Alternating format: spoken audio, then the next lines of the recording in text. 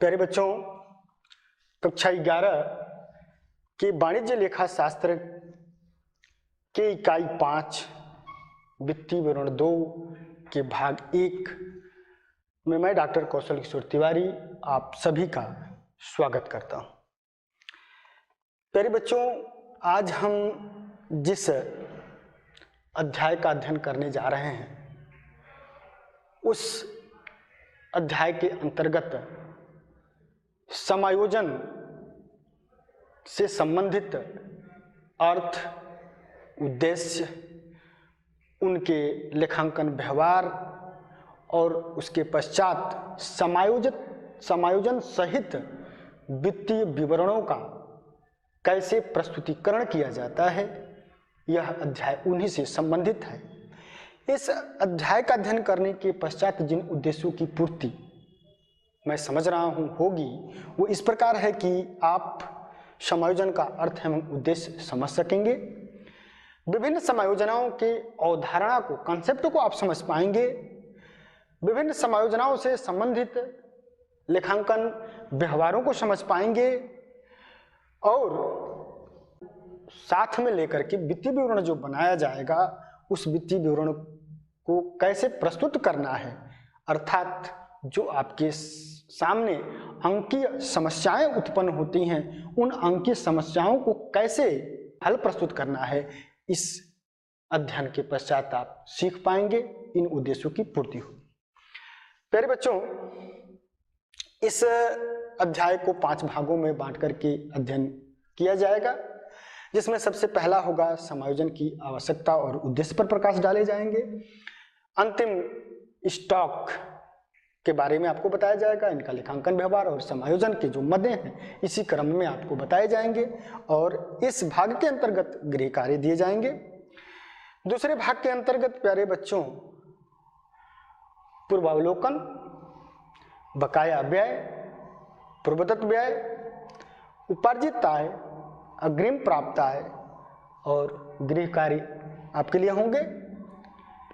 फिर बच्चों भाग 3 के अंतर्गत जो चर्चा का बिंदु होगा वो इस प्रकार है कि पूर्वावलोकन के साथ शुरू किए जाएंगे, ह्रास बताया जाएगा, दुवत ऋण बताए जाएंगे, संदिग्ध ऋणों के लिए प्रावधान कैसे किए जाते हैं, इनके लिए लेखांकन व्यवहार कैसे होते हैं उसके बारे में बताए जाएंगे, देनदारों पर बट्टे का प्रावधान क्या होगा वो बताए जाएंगे और गृह कार्य दिए जाएंगे।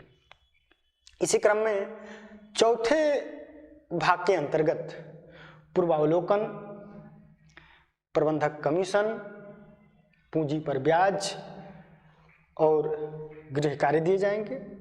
और 5वें भाग के अंतर्गत जो इसका अंतिम भाग है वो पूर्वावलोकन के साथ शुरू किया जाएगा। उसके पश्चात वित्तीय विवरणों को प्रस्तुत करने के लिए जो विभिन्न प्रकार की विधियां हैं या विभिन्न प्रकार से आपको वो अंकीय समस्यात्मक प्रश्न हल किए जाएंगे, आप उन्हें हल करने के लिए सीखेंगे। तत्पश्चात एक पूरे अध्याय का सारांश आपके सामने प्रस्तुत किया जाएगा और गृह कार्य दे करके इस अध्याय को समाप्ति की जाएगी। प्यारे बच्चों, आते हैं भाग 1 के अंतर्गत समायोजन का अर्थ क्या है, इसको समझना आवश्यक है। तत्पश्चात समायोजन के उद्देश्य और आवश्यकता के बारे में बात की जाएगी। तो प्यारे बच्चों, किसी हिसाबी वर्ष की लाभ हानि की गणना तभी उपयोगी साबित हो सकती है जबकि उसमें वर्ष विशेष से संबंधित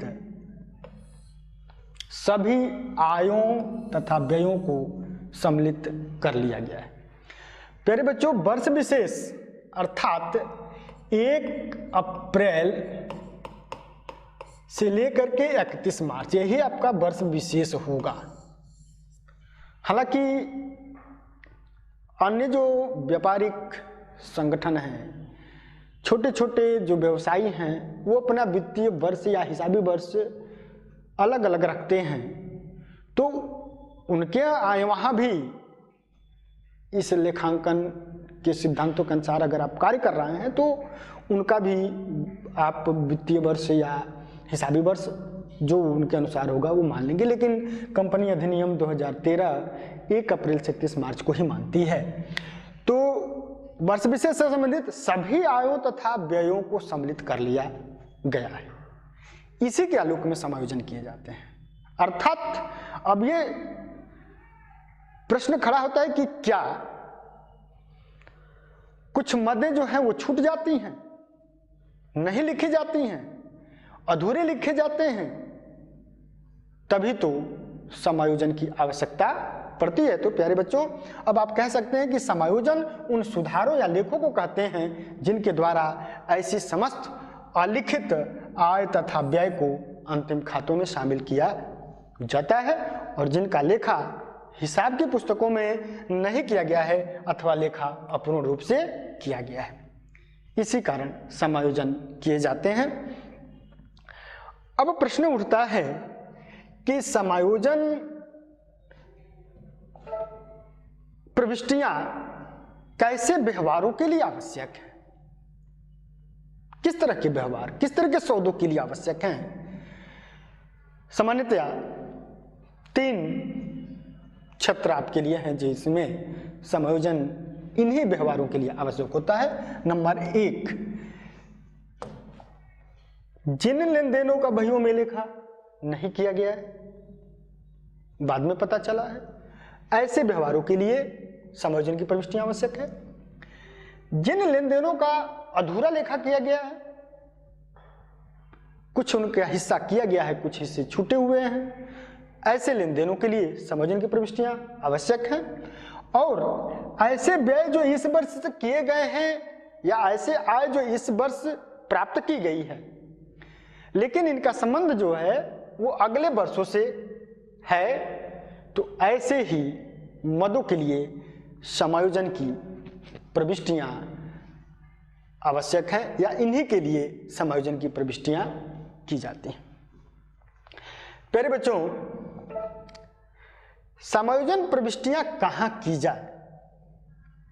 जब आप समायोजन को समझ लिए, समायोजन की मद को समझ लिए, उनकी राशि का निर्धारण आपने कर लिया, तो अब आपके सामने एक यक्ष प्रश्न खड़ा होता है कि समायोजन की प्रविष्टियां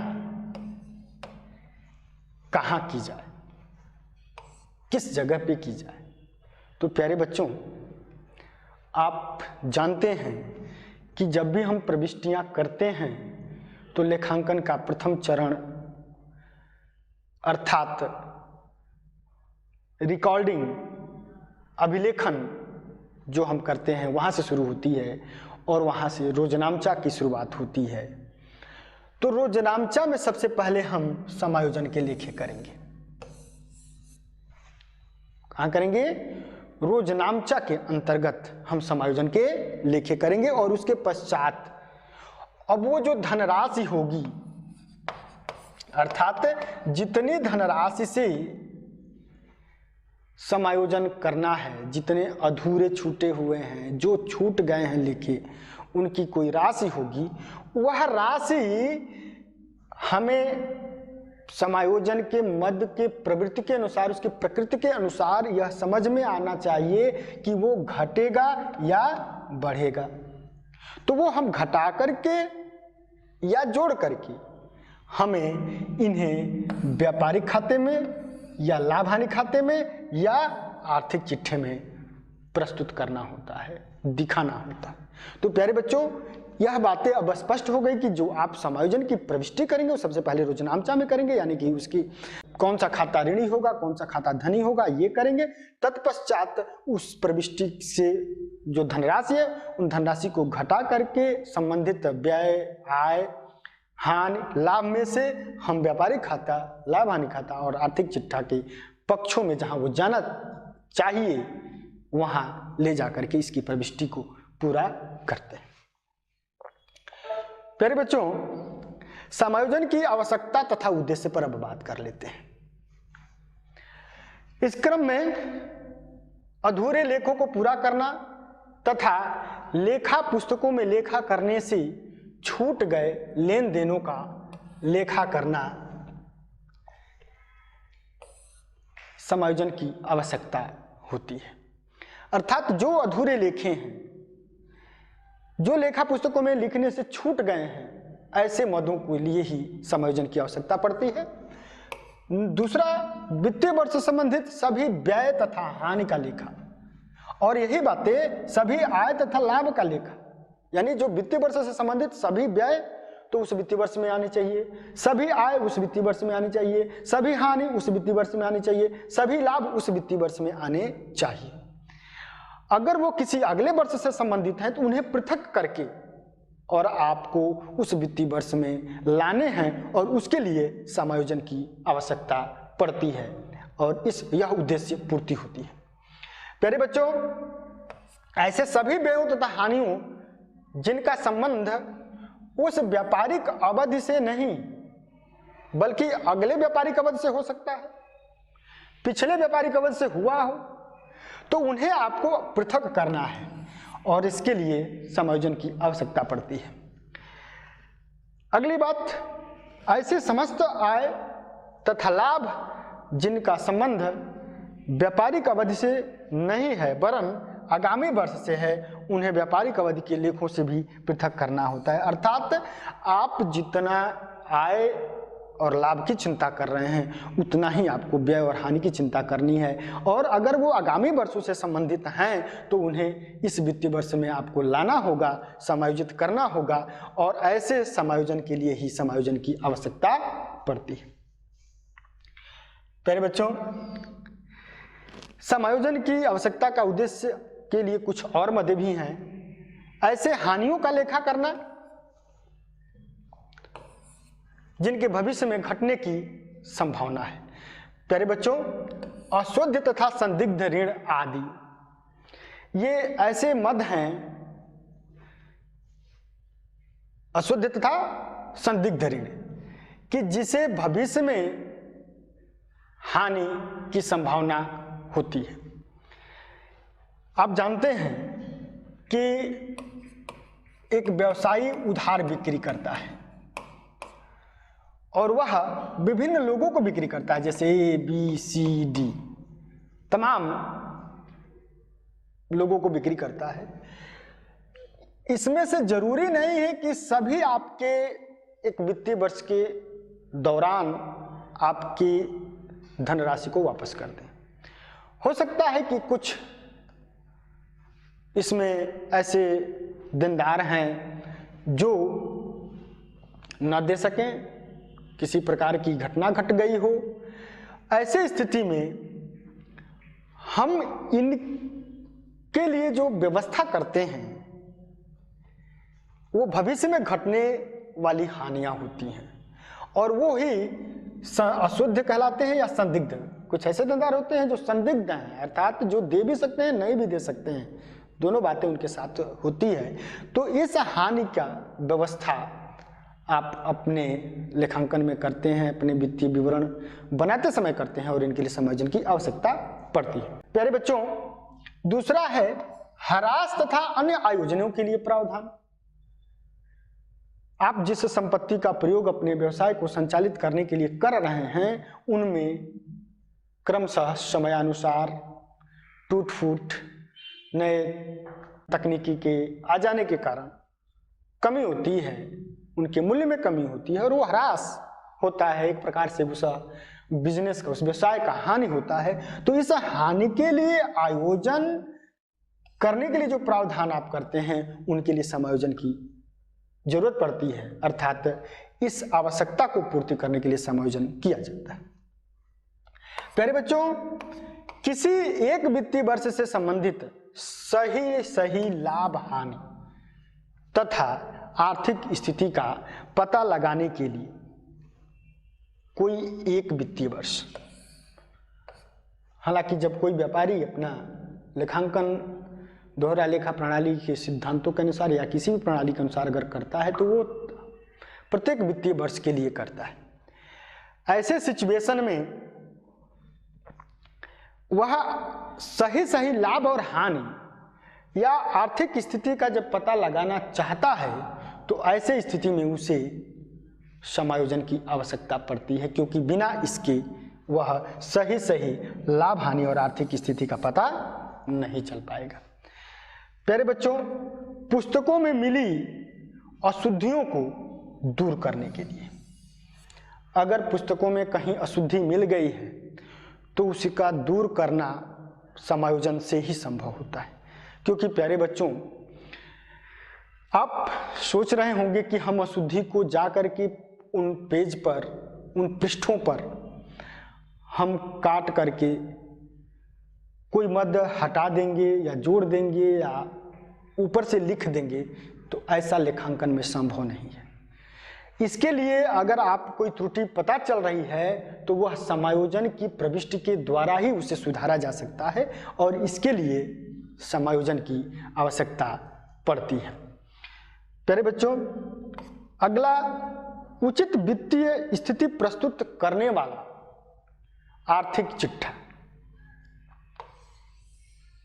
क्योंकि किसी भी लेखांकन का यह उद्देश्य होता है कि वह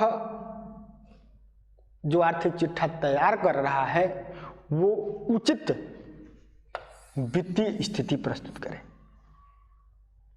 और उचित वित्तीय स्थिति प्रस्तुत करने के लिए आवश्यक है कि जो मदें छूट गई हैं, जो सौदे अधूरे हैं, जो व्यवहार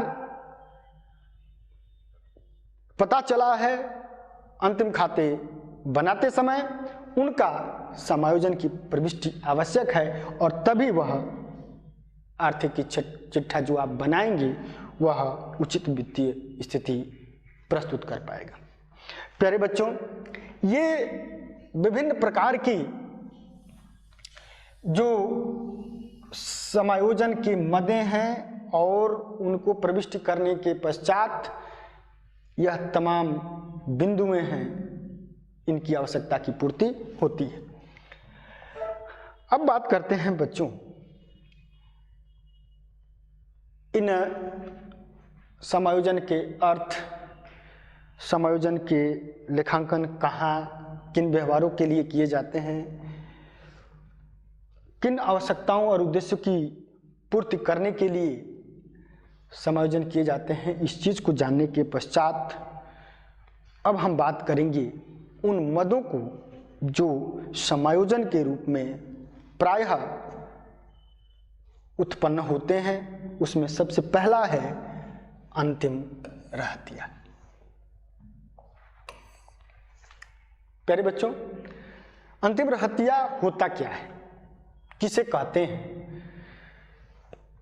किसी भी व्यापारिक वर्ष के अंत में जो माल बिकने से रह जाता है वह अंतिम रहतिया या स्कंध कहलाता है। एक एग्जाम्पल कि ए ने 1 लाख रुपए का माल खरीदा है और उसने उसमें से 80,000 का माल बेचा है। यानी खरीद किया 1 लाख का, बेचा 80,000 का, और इतने में इनका वित्तीय वर्ष 31 मार्च आ जाता है। अब इसमें से जो माल रह गया वो कितने का रह गया? 20,000 रुपये का। प्यारे बच्चों, यही 20,000 रुपया जो है अंतिम रहतिया, अंतिम रहतिया। अर्थात वर्ष के अंत में जो माल बिकने से रह जाता है उसे ही हम अंतिम रहतिया कहते हैं। अंतिम रहतिये के लिए जो लेखांकन व्यवहार किए जाते हैं वह यह है कि अंतिम रहतिया खाता ऋणी व्यापारिक खाते का। प्यारे बच्चों, अंतिम रहतिये को हम व्यापारिक खाते की क्रेडिट साइड में दिखाते हैं। अर्थात इसका यह मतलब होता है कि जब हम व्यापारिक खाता बनाते हैं सकल लाभ और सकल हानि ज्ञात करने के लिए, तो हम उस अंतिम रहतिये को व्यापारिक खाते के धनी पक्ष में दिखाते हैं। लेकिन कभी कभी प्रश्न में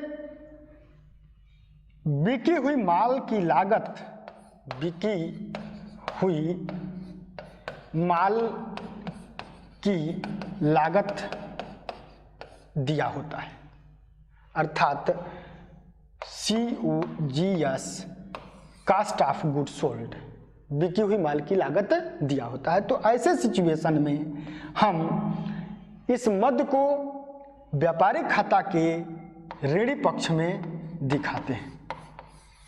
इस बिकी हुई माल की लागत को कहाँ दिखाते हैं? व्यापारिक खाता के ऋणी पक्ष में दिखाते हैं। और इसका अर्थ ये होता है कि उस क्रय में से उस अंतिम रहतिये को घटा दिया गया होता है। प्यारे बच्चों, अब एक और आपके सामने प्रश्न खड़ा होता है, अंतिम रहतिया, और वो है कि अंतिम रहतिया तो जो हमें वर्ष के अंत में प्राप्त हुआ है, क्या उसकी कीमत यही होगी? क्या जो हम लेखांकन करेंगे अंतिम रहतिया, खाता ऋणी और व्यापारी खाते का, तो यही अमाउंट दिखाएंगे, यही धनराशि दिखाएंगे?